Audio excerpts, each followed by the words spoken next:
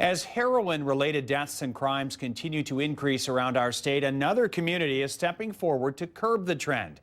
NBC 15's Madeline continues her coverage of tonight's Heroin Summit at Heroin High School.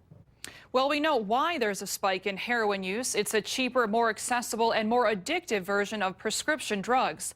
Tonight, the focus was on how to get it off the streets. Addiction runs in Douglas Darby and Anthony Alvarado's families. My dad literally died with a rope around his neck and a needle in his arm. I thought that social drinking and alcohol and drugs was just common. The Fox Valley natives grew up surrounded by alcohol and drugs. A week out of my senior year of high school, I tried heroin for the first time.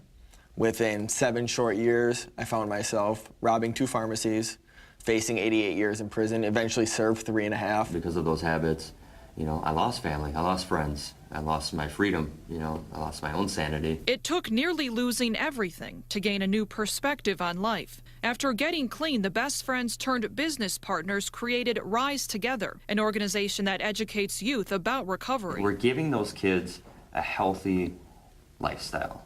We're showing them that, recovery is cool again. You know what I mean? And just because you're clean and sober doesn't mean you have to live a lame life. The duo has spoken to thousands of students across the state. Tonight, they joined a panel of counselors, health professionals, and police officers at Heroin High School to show parents how to spread that same message. It's 30.3% more prevalent in our communities than it was 2 years ago. I currently treat heroin addicts every day in my profession. It's going to take the masses to get together, get behind this, and say we are not going to lose our children to this anymore.